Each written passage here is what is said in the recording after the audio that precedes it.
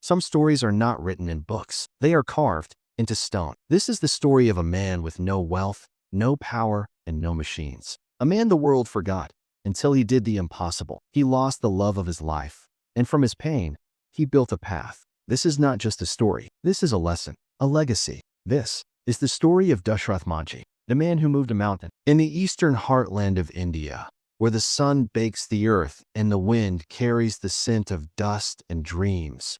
There lies a small, forgotten village, Galar. Nestled in the rugged terrain of Bihar, Galar was a place where time seemed to move slower. The days began with the crow of roosters, the clinking of bangles, and the soft hum of morning prayers. Children played barefoot on cracked soil. Farmers worked from sunrise to dusk, their faces weathered by years of toil, yet lit by quiet resilience. But behind the warm smiles and simple lives, there was a silent enemy, the mountain. Towering and unforgiving, this massive ridge of stone loomed over the village like a curse etched into the landscape. It wasn't just part of the scenery, it was a sentence. The mountain stood directly between Galar and Vajirganj, the nearest town, where hospitals, schools, and markets existed. But with no roads piercing the rock, villagers were forced to take a treacherous 70-kilometer detour. What should have been a 10-minute journey became a 2-day ordeal. People suffered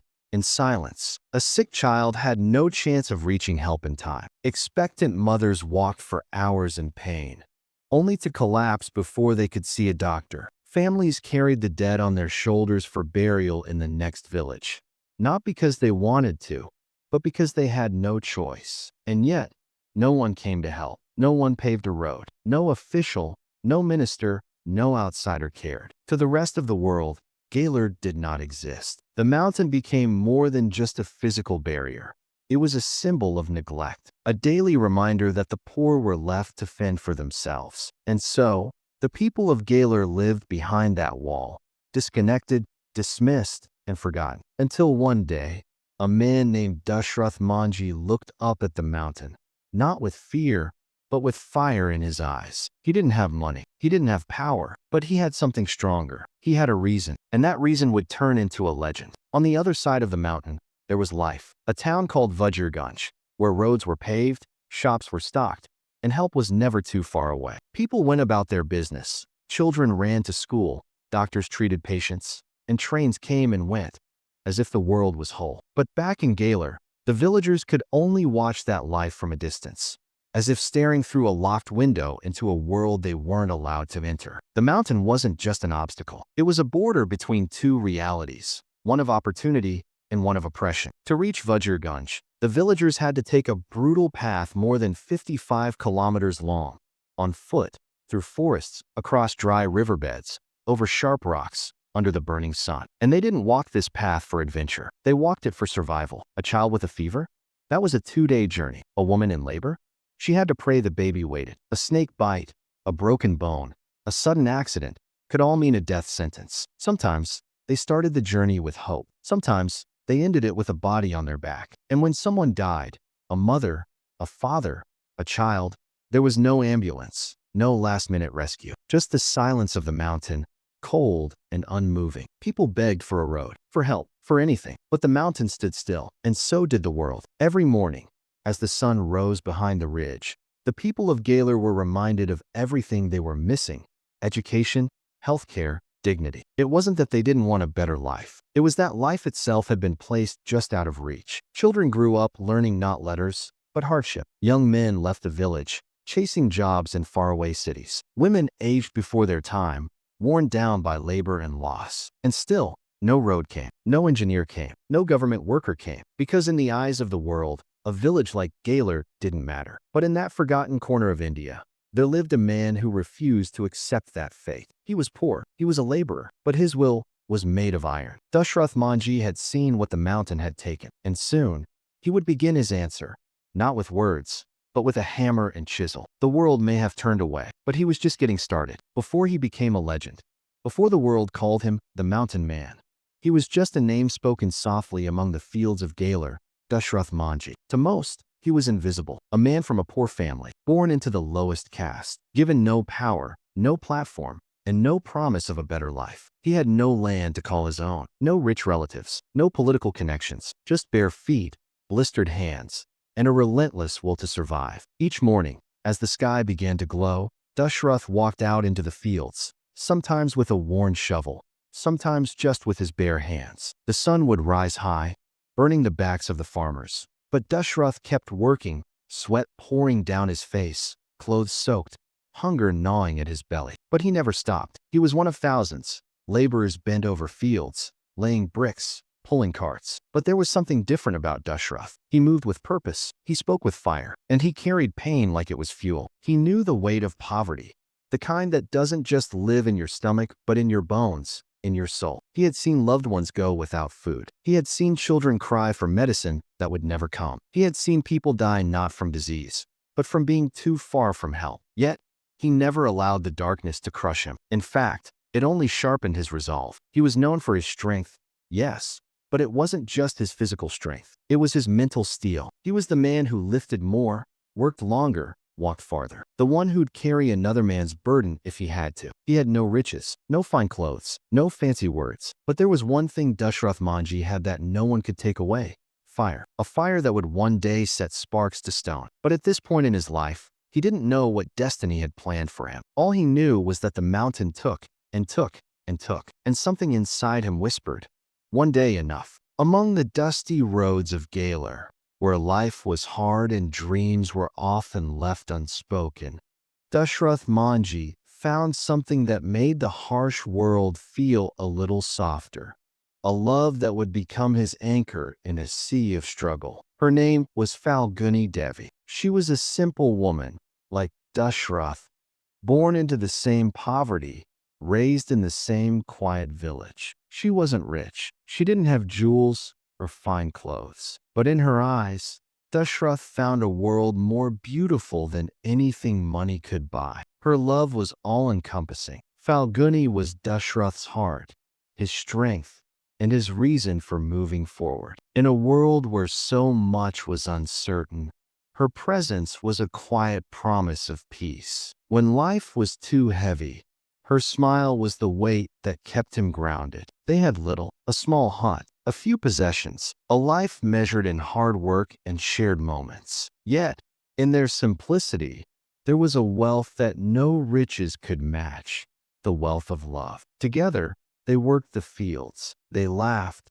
they argued, and they dreamed small dreams, not of riches or grandeur, but of better days, of health, of peace, and of happiness. A simple life, yet filled with all that mattered. But despite their love, despite their bond, the mountain remained between them and the world they longed to reach. The mountain that separated them from the future, from hope, from possibility. Falguni and Dashrath had one shared vision, a better life, not just for themselves, but for their children, for their village. Together, they faced storms, literal and metaphorical. The wind that blew through their hut at night, the sickness that sometimes fell over them, the hunger that gnawed at their bellies when there was little to eat. Yet, through it all, they had each other. That was enough. For Dashrath, Falguni was not just a companion. She was the reason to keep going. The fire that kept the spark alive when everything else seemed lost. And it was for her, for them, that Dashrath would soon do the impossible. He would go up against a mountain that had stolen so much from them. And he would begin to carve out a way, not just for himself, but for the love they had built together. Because when you have love, even the impossible feels within reach. Every day, Falguni Devi walked the treacherous, narrow path that cut through the mountain. It wasn't a road. It was a trail of suffering, winding over rocks and through thick forests, climbing higher with each step. The path was steep, slippery, and cruel, designed to break the spirits of those who dared to traverse it. But Falguni didn't care about the dangers. She walked with a purpose. Every morning, as the sun rose, she would pick up a simple metal tiffin, a small lunch she had carefully packed for her husband, Dashrath. And then, with a prayer on her lips, she would start the long journey. The path was unforgiving. The mountain's jagged edges threatened to twist an ankle or send her tumbling down the cliffs. There were no handrails, no signs of safety, just rocks that threatened to give way under her feet. Yet, Falguni walked on. For Dashrath, she wasn't afraid of the mountain. She wasn't afraid of the long hours she spent walking alone, far from home. Her mind was focused only on one thing: her husband, working in the fields below, waiting for her. Love gave her courage. The courage to face the storm, the courage to walk through pain, and the courage to move forward no matter the cost. It was a walk of sacrifice. She knew the dangers of the path, the wild animals, the steep drops. Yet, nothing could deter her, not even the heavy rains or the oppressive heat. Every step she took was a quiet act of devotion. With each uphill struggle, she carried a piece of herself toward the man she loved. For him, she endured the bruises, the blisters, the fatigue. And when she arrived at Dashrath, her feet swollen, her clothes torn by the branches that reached out to scratch at her, there was only one thing that mattered: her love, her presence beside him, the food she brought, the moments they shared in silence and in understanding. Her love was not grand gestures or extravagant promises. It was in the small, simple acts, like this daily walk, that spoke volumes. Love is not just spoken. Love is felt in the miles walked, in the burdens carried, in the sacrifices made. As Falguni sat beside Dashrath, offering him the humble meal she had brought, she never complained, never asked for more. Because for her, love wasn't measured in what was gained. It was measured in what was given. And so, every day, the dangerous path became more than just a way to bring food. It became a symbol of the strength of their love. A love that walked far. A love that endured hardship. A love that never turned back. One fateful day, as the sky darkened and the rains began to pour, Falguni Devi set out on her usual trek up the treacherous mountain path. The winds howled, the rocks slick with moisture, and the mountain, once a silent observer of her daily journey, now seemed to conspire against her. The storm, as fierce as it was, didn't stop Falguni. She had walked this path 1,000 times before, each step a testament to her love and her strength. But this time, the mountain was different. The rain soaked through her clothes, and the muddy earth beneath her feet grew slippery, treacherous. As she climbed, one wrong step, just one, sent her sprawling across the rocks. She cried out as her body crashed into the ground, the sharp edges of the stones cutting into her skin. The pain was unbearable. Her breath came in short gasps as she struggled to push herself up,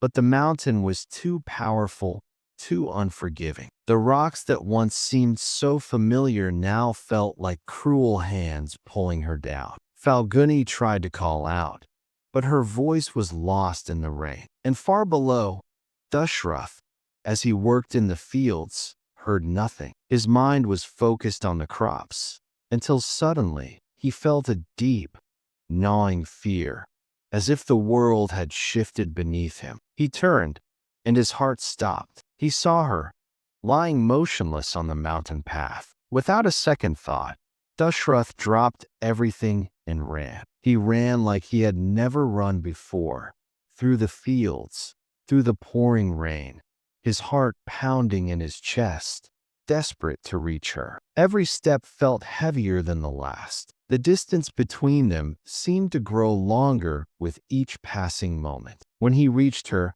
it was too late. Falguni's body lay still on the ground, her face pale, her breath shallow. Dashrath cried out her name, his voice breaking through the storm. He knelt beside her, tears streaming down his face, his hands trembling as he tried to shake her awake. "Falguni, please," he begged, his voice cracking with desperation. "Please, wake up." But the mountain had claimed her. There was no doctor, no hospital, no one who could help. The village was too far. The mountain, that very barrier that had kept them apart from the world, had now claimed the life of the woman Dashrath loved. He could only hold her, broken and helpless. In the quiet after the storm, Dashrath's world shattered. The love of his life, the woman who had walked through fire for him, was gone. The mountain had taken more than just a life. It had stolen a future. It had stolen his reason for living. It had stolen hope. And in that moment,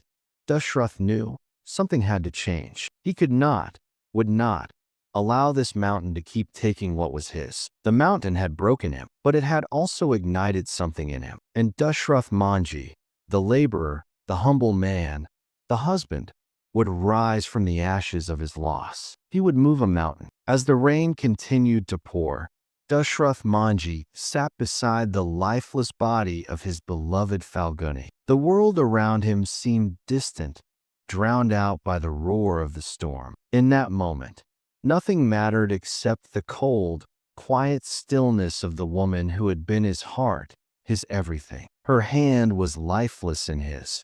The warmth that had once radiated from her now gone. Her skin was pale, her body still, and her eyes, those bright eyes that had always looked at him with so much love, were now closed forever. Dashrath's chest heaved with grief, his heart torn in ways words could never describe. The pain was so intense, so overwhelming, that it felt like the very air was suffocating him. The love of his life, the one who had walked across mountains for him, was gone. And for what?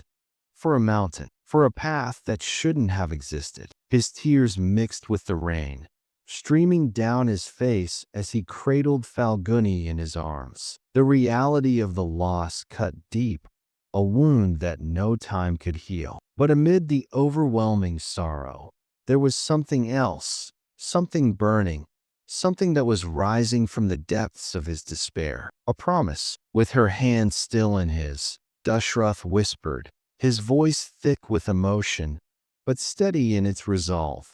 Never again. His voice cracked, but the determination was clear. I will not let this mountain take another life. He looked up at the massive mountain that had stood between them for so long. The very mountain that had claimed his wife. It loomed over him, cruel and indifferent, a silent witness to his loss. But no longer would it stand as a barrier. No longer would it take. No longer would it claim what was precious. I will break it with my own hands. The words echoed in the rain-soaked silence. But they were not just words. They were a vow born from the deepest pain Dashrath had ever known. In that moment, something inside him changed. The mountain that had seemed so immovable, so impossible, it no longer felt like the end. It felt like the beginning of something far more powerful than anyone could have imagined. Because Dashrath Manjhi wasn't just going to accept the mountain's rule anymore. He wasn't going to sit by and let it take more lives, more loved ones. He was going to fight. He would carve his way through the mountain. It wouldn't be easy. It wouldn't be quick, but it would be done. For Falguni, for his village, for every life that had been lost because of this cruel rock that divided them all from the world they deserved. And so, with nothing but his hands, a hammer, and a chisel, Dashrath began what the world would call the impossible. He was no longer just a laborer. He was a man on a mission, a man who would move mountains, literally. The morning after the storm, when the skies had cleared and the sun began to rise over the jagged peaks of the mountain, Dashrath Manjhi stood alone, facing the very obstacle that had taken everything from him. The mountain, cold and unmoving, loomed before him. Its shadow stretched long across the land, its towering presence reminding him of all that he had lost, of Falguni, of the years of hardship, of the countless lives that had been claimed by its cruel separation. But Dashrath didn't flinch. He didn't back away. There was no hesitation in his heart. This mountain would break. There were no machines, no cranes, no heavy tools that could make the job easier. No team of workers to help him. There was only Dashrath, the laborer, the man who had spent his life working with his hands, the man who would carve a path with nothing but his own strength and willpower. With a hammer in one hand and a chisel in the other, Dashrath walked up to the base of the mountain. The ground beneath his feet was rough, uneven, like the road ahead of him. But his heart was steady. His mind was clear. There was only one thought that drove him now. I will not stop. He raised the hammer high, the weight of it feeling both foreign and familiar in his grip. This was no ordinary task. This was not just a man with a tool. This was a man with a purpose, a man who had known loss, a man who had known pain, and a man who had known how far love could stretch. The first strike came down with all the force he could muster. Thud! The sound echoed through the still morning air, a harsh, defiant noise that rang out against the mountain's indifference. Thud! Thud! Thud! Each strike was a promise. Each strike was a battle cry. Each strike was a step toward changing his world. The chisel bit into the rock, but the mountain didn't move. It didn't tremble. It didn't acknowledge the man in front of it. It was still, as if daring Dashrath to keep going, daring him to try. But Dashrath's resolve didn't waver. The first few blows were the hardest. The rock was tough, stubborn, unyielding. But Dashrath's arms were strong, and his spirit was unbreakable. He wasn't just fighting against stone. He was fighting against everything that had ever stood in his way. And with every strike, he carved a little more of himself into the mountain. The heat of the day began to press down on him, the sweat pouring from his face, the fatigue threatening to slow his hands. But Dashrath's heart burned brighter than the sun. He was doing this not just for himself. He was doing it for Falguni, for every villager who had suffered, for every life that had been lost to the mountain's cruel grip. The first hammer strike was just the beginning, but it was the moment when the impossible began to feel possible. A simple man with nothing but his hands had begun to change the world. And though no one could see it yet, the mountain would soon learn it had met its match. As Dashrath continued his work, the mountain was relentless. It stood tall and unmoving, seemingly indifferent to the tiny human below it who dared to challenge its might. But Dashrath didn't care. With every strike of the hammer, he carved deeper into the rock,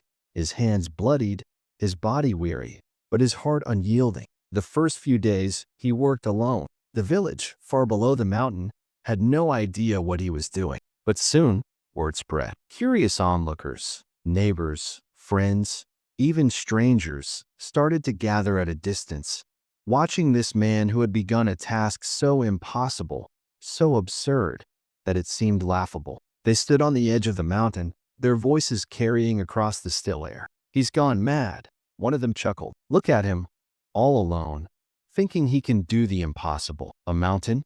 One man.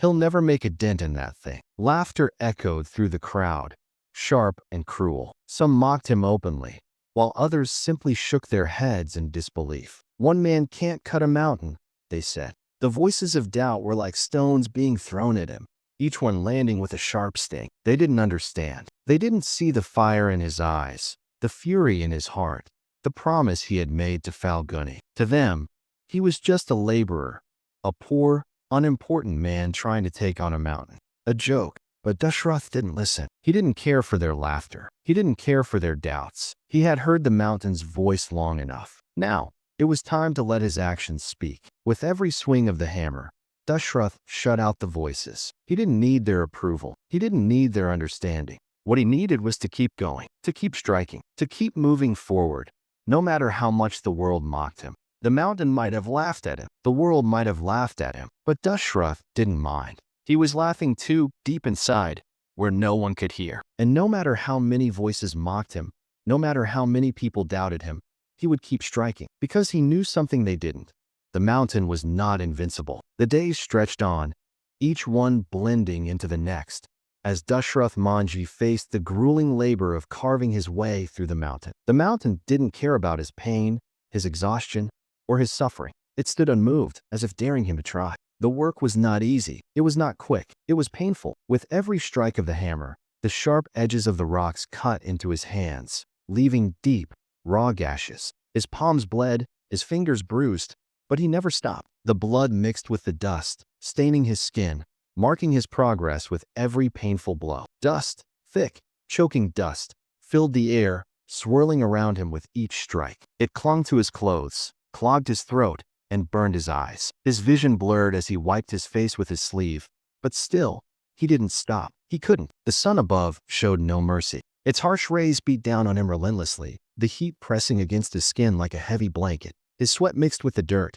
making his clothes stick to his body. His muscles screamed for rest. His stomach growled, empty and aching, but Dashrath ignored it. He had no time to eat. He had no time to rest. The mountain had taken enough. Every time he raised the hammer, his body screamed in protest. Every time his chisel bit into the stone, it felt like the mountain was pushing back harder. But Dashrath didn't care. He would not stop. Not for pain, not for hunger, not for exhaustion, not for the sting of the sun or the biting cold at night. He would not stop, because for Dashrath, every strike was an act of love. Every strike was an act of defiance. Every strike was an act of honoring Falguni, the woman who had walked the mountain for him, the woman who had died because of it. The mountain might have had its claim on the land, but it did not have a claim on his soul. With bloodied hands and burning eyes, Dashrath continued. One strike, another, and another. He was not just breaking the mountain. He was breaking the chains of fate. The sun rose and set, again and again, but one thing never changed: the steady, rhythmic sound of hammer on stone. At first, it was just another strange noise echoing through the hills of Galar, but soon, it became part of the land, a heartbeat of determination that refused to stop. Days became weeks. The villagers watched in confusion. Some shook their heads. Others chuckled at the sight of the lone man chipping away at a mountain. Surely, he would give up soon, but he didn't. Weeks became months. Seasons changed. The rains returned, drenching the valley. Then the dry winds came, blowing dust into every corner of the village. Still, Dashrath worked, soaked, sunburnt, blistered, and bone-tired. And still, he didn't stop. Months became years. Children who once laughed at him began to grow up, their laughter fading into quiet respect. Faces changed. Crops came and went. But one thing remained: Dashrath and the mountain. His hair grew gray, but his hands never slowed. His back bent. There were days when Dashrath swung his hammer with fire in his heart. And there were days when even standing was a struggle. Sometimes there was no food, not because he forgot, but because he had nothing. No grain, no lentils, no warm bread, just cold air and an emptiness that gnawed at his stomach like a wild animal. His hands trembled not just from exhaustion, but from weakness. His lips cracked under the sun, and his body grew thin, bones showing through skin, muscles worn from years of labor. His shirt hung loose on him, threadbare, torn. His sandals gave way, but still, his feet pressed on over stone and dust. Many nights, he lay beneath the stars with nothing in his belly. No bed, no blanket, just earth beneath him and sky above. His stomach growled, but he didn't complain, because in his chest, something else was growing louder than hunger. Hope. Hope that one day, his people wouldn't have to walk 55 kilometers to reach a doctor. Hope that no other wife would die trying to bring food to her husband. Hope that this cruel mountain would no longer divide lives, dreams, and families. He had nothing, and yet he had everything he needed. Because while his body weakened, his purpose grew stronger. The dream of a road through the mountain, carved not by machines, not by a government, but by a man who refused to give up. It kept him going. It kept his heart full even when his stomach was empty. The world saw a poor man, but Dashrath Manjhi was rich.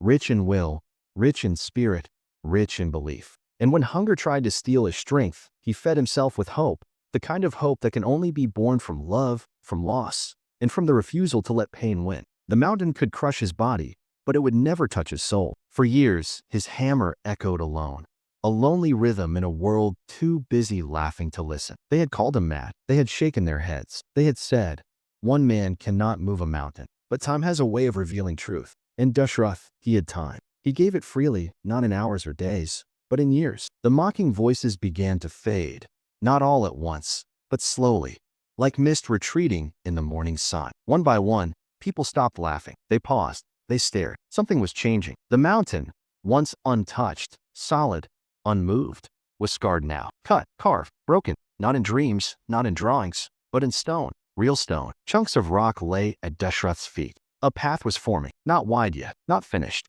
but clear enough for even the most doubtful eyes to see. This was no madness. This was mission. People who once passed by with ridicule now stood silently at a distance, watching the lone figure strike the earth with hands torn and calloused. Their eyes no longer held mockery. They held wonder. Could it be?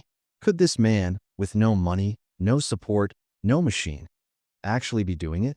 Children who once mimicked him now stood in awe. Elders who once shook their heads now nodded slowly, quietly. Some began bringing him water. Others offered food. A few even stayed to help, just for a moment, to lift a stone, to hold a chisel, to be part of something unbelievable. Dashrath said little. He didn't boast. He didn't turn to the crowd and say, "I told you so." He simply kept working, one strike at a time, because this wasn't about proving people wrong. It was about proving that one man's will, when rooted in love, loss, and purpose, could shake even the hardest rock. The doubters were fading, but Dashrath's dream? It was just beginning to shine. At first, it was just a crack, barely noticeable to anyone else, a thin line snaking through the rock, like a scar. But to Dashrath, it was everything. It was proof. After years of striking, bleeding, and believing, the mountain had finally begun to break. The dent grew deeper. The ground beneath him began to shift. Where once stood an unbreakable wall of stone, there was now a wound in the mountain's skin, a wound made not by machines, but by the persistence of one man's bare hands. A small tunnel began to form, narrow, dark, uneven. You couldn't walk through it yet, but you could see through it. A sliver of light danced on the other side. It was faint, but it was real. He was no longer just chipping away. He was carving a way through. Dashrath stood inside the opening one evening, his breath heavy, his body shaking from exhaustion. He placed his hand on the rock wall, feeling the cool stone under his blistered skin. The wind, once blocked by the mountain, now whispered through the crack, soft and cool against his face. It was a whisper of victory, a whisper that said,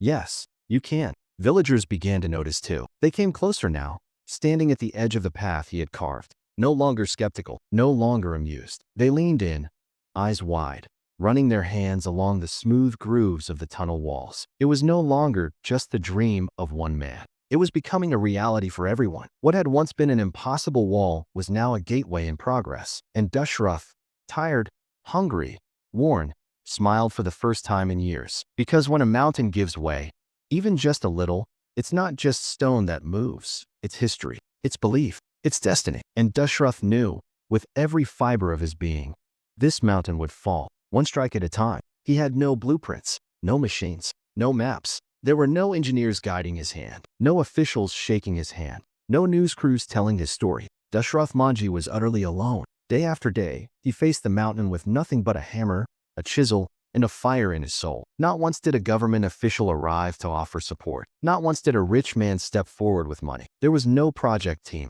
no applause, no one watching over him, except the memory that lived deep within his heart. Falguni, she was gone, but she was with him in every strike. He saw her in the dust that swirled with the wind. He heard her voice in the quiet between hammer blows. When his hands bled, he thought of hers, soft, holding his, years ago. When his knees buckled from hunger, he remembered her walking that cruel path to bring him food. And when the pain became too much to bear, he closed his eyes and saw her smile, and it was enough. He wasn't just cutting through a mountain. He was cutting through grief, through loneliness, through the silence that surrounded a man who had chosen to fight fate with bare hands. People came and went. Some offered kind words. Some stayed to watch. But at the end of the day, when the sun dipped below the horizon and the valley turned to shadows, Dashrath stood alone. No promise of reward, no assurance of success, only the aching of his body and the steady, burning light of purpose. Because some mountains are not made of rock. Some are made of sorrow. And Dashrath had vowed to break both. He was a laborer.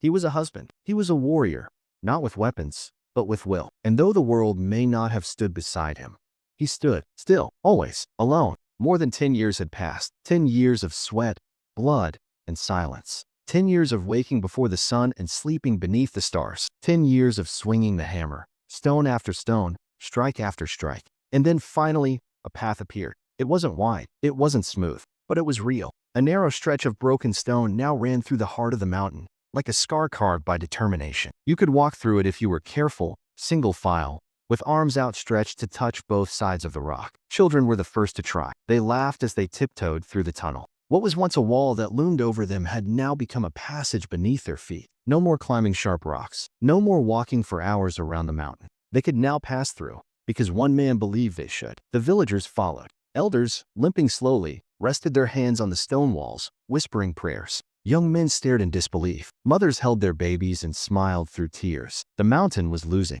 and the world was beginning to notice. Not newspapers, not governments, but the people, the ones who mattered most. They no longer asked, "Why is he doing this?"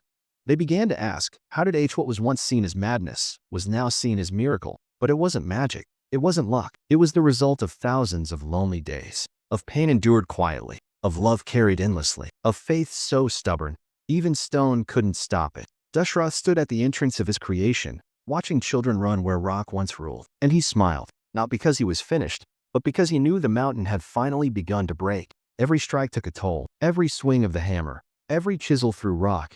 It was never easy. And though Dashrath's spirit remained strong, his body was another story. He broke bones, Not just small ones, but ribs, fingers, his leg. The mountain didn't care. It didn't pause for him to heal. It didn't slow down for his pain. It just stood there, cold and unmoving. And every time he took a step forward, the mountain demanded another toll. Sometimes he stumbled and fell, the weight of exhaustion and injury too much to bear. He would collapse on the rocky ground, his body screaming in protest. His chest would heave in pain as he lay there, sometimes for hours, unable to move. But no matter how many times he fell, no matter how much it hurt, Dashrath always stood again. Each time he broke, he rebuilt himself. The villagers began to see him differently. They no longer saw just the man who fought a mountain. They saw a man who fought himself. A man who would rise, no matter how many times the world knocked him down. When he was sick with fever, trembling with chills, he still carried his hammer. When his bones were bruised and battered, he still picked up his chisel. When his hands were too swollen to grip, he wrapped them in cloth and kept going. Because in his heart, Dashrath knew something no one else did. The mountain might be stubborn, but he was more. Every injury was just another test. Every fall was just another lesson. The mountain could break his bones, but it couldn't break his will. And with every moment of pain, Dashrath's resolve grew stronger, not because the mountain was easy to defeat, but because he believed, beyond a shadow of a doubt, that no matter what, he would win. For 15 long years, Dashrath Manjhi battled the mountain. Day after day, year after year, the fire inside him never dimmed. It only grew brighter, stronger, hotter. He fought the rock with a hammer, with a chisel, with nothing but his hands, his heart, and a relentless belief that one man could change everything. For 15 years, the mountain was his only enemy and his only companion. It stood tall, unyielding, mocking his every strike. But Dashrath? He never stopped. The villagers had long since stopped laughing. Some began to call him a saint, a man touched by something divine, a force of nature who had come to change their lives. They spoke of him in hushed tones, revering him like a legend that grew taller with each passing day. But there were others who still called him crazy. Why, they asked. Why waste your life on this? What's the point? They couldn't understand. They didn't see the mountain for what it was. They didn't feel the deep ache in his heart, the ache that was more than just pain.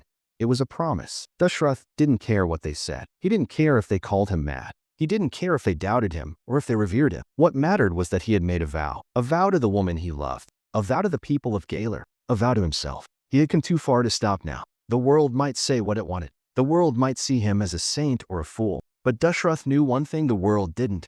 A mountain can't stand against a man who refuses to back down. For 15 years, his hands were bloodied. His back was broken.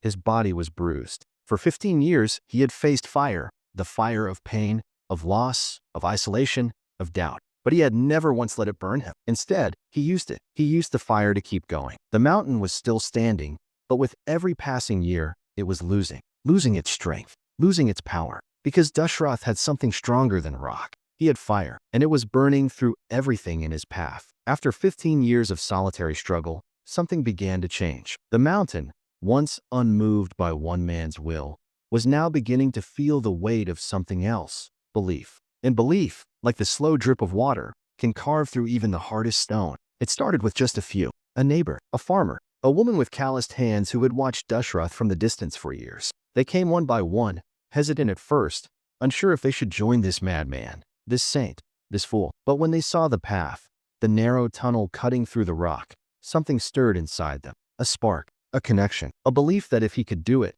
maybe they could, too. And so, the first hands joined the labor. One hammer, then another, one pickaxe, then a few. The sound of work that had once been the rhythm of one man's fight was now the chorus of a village awakening. It wasn't much at first. A few extra hands didn't make the tunnel wider overnight. But every strike, every swing of the hammer, added a little more strength to the effort. The mountain, once so proud, now began to feel the pressure of many. The power of belief was spreading like wildfire. It reached the hearts of the people. What had started as a single, stubborn dream was now becoming a collective vision. Dashrath, ever the quiet man, watched as the villagers began to follow his lead. He didn't ask for help. He never did. But now he didn't need to. The mountain was no longer just his fight. It was the village's fight. It was everyone's battle against the odds. And as the villagers worked, they understood something deeper. It wasn't just about breaking through stone. It was about breaking through doubt. With every blow, with every crack in the rock, they weren't just carving a road. They were carving a future. And that future was no longer just Dashrath's. It belonged to them all. The sound of hammers and chisels became a familiar melody. What had once been a narrow crack in the stone had slowly grown wider. The mountain that had stood as an unmovable giant blocking lives, hope, and progress, was now yielding. What began as a small passage, barely wide enough for a man to squeeze through, slowly began to widen. The stone that once felt impervious to change now felt fragile, as if it too had finally realized that it was not invincible. The villagers worked side by side, not just for their own benefit, but for the future they could now see taking shape before them. The road was no longer just a crack, a tunnel. It was a path of possibility, a path of life. The path widened enough for carts to pass through, for farmers to drive their goods to market, for children to run freely to the schools they'd never been able to reach, for families to be reunited, for everything that had been held back by the mountain to finally move forward. No longer was the mountain a wall. It was a way to something greater, a way to the world beyond. And as the last of the stone was chipped away, Dashrath stood at the edge of the road,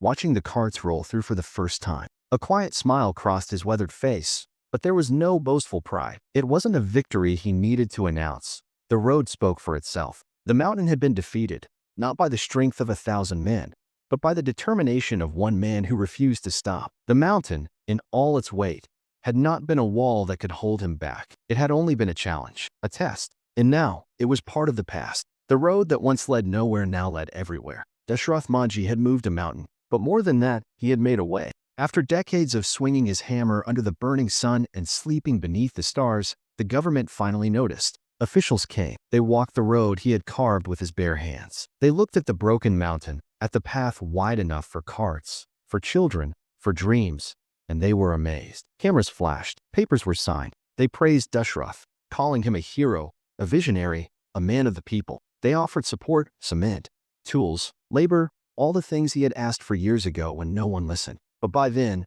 Dashrath had already done the work. The mountain was broken. The road was real. He had done it without them, without machines, without money, without permission. He had fought with nothing but love and rage and purpose. Now they came with promises and headlines. But he didn't need applause. He wasn't chasing fame. All he ever wanted was a way through the mountain, a way to a better life for his village. And while the recognition came late, his heart remained humble. Dashrath welcomed the help, but deep inside, he knew. The hardest part was never breaking stone. It was believing when no one else did. After 22 long years, the hammer fell silent. What began as grief, what burned as rage, what endured as love, had finally become a road. Dashrath Manjhi stood at the edge of his creation, a path carved not just through rock, but through doubt, pain, and impossibility. The mountain that once mocked him now lay split in two, defeated not by force, but by sheer, unshakable will. The journey had cost him everything: blood, health, time, but he had never asked for anything in return. Now, the children could walk to school, the sick could reach hospitals, the villagers could trade, connect, and live freely. What once took 55 kilometers of walking around the mountain could now be crossed in minutes, right through it. The mountain had surrendered, and Dashrath, the man they once laughed at, had become something more than a legend. He had become proof that love, fueled by purpose, can break even the hardest stone. He didn't weep. He didn't boast. He simply looked at the road,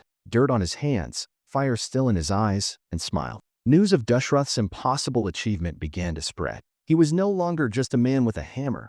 He was a symbol of unshakable will. They called him a national hero. He was invited to speak. Awards were given. Politicians shook his hand. But Dashrath remained the same: simple, humble, grounded. He didn't wear pride like a medal. He wore it quietly, like the dust on his feet. Despite the recognition, he didn't stop working. He began asking the government to build a proper road, a hospital, a school, not for him, but for his people. Even after breaking the mountain, his mission continued, to lift others up. But the years of toil had taken their toll. His body grew weak. The fire still burned, but the frame that carried it had grown tired. Eventually, Dashrath Manjhi fell ill. In 2007, he passed away, not as the poor laborer from a forgotten village, but as the man who had moved a mountain with love, grief, and grit. Yet, even in death, he remained alive in the spirit of his people. His story became legend. His name was carved into the heart of India. Children now walk freely through the path he made. Wheels roll where once only bare feet dared. And when people face the impossible, they remember him, not because he was the strongest, not because he had the best tools, but because he had something most people forget. Dashrath Manjhi showed the world that one person, one ordinary person, can do the extraordinary, not by shouting, not by waiting, but by doing. So if you ever stand before a mountain, something that feels too big, too hard, too impossible to change. Remember the man who struck stone for 22 years and whisper what he once did. I will not stop. I will not let this mountain win. Because the truth is, mountains move when hearts refuse to. They called him mad. They called him weak. But in the end, they called him Mountain Man. Dashrath Manjhi showed the world, you don't need money to make change. You need purpose. You don't need an army to move mountains. You need heart. Today, thousands walk the road he carved with love. And every step they take whispers his message. Nothing is impossible when your why is strong enough. Dashrath Manjhi, not just a name, but a reminder that even a single soul can shape history. If this story moved you, imagine what you can move. Share this video to honor Dashrath Manjhi's legacy. Like it if you believe one person can change the world. Subscribe for more true stories that inspire the soul. And remember, the next mountain might be yours to move.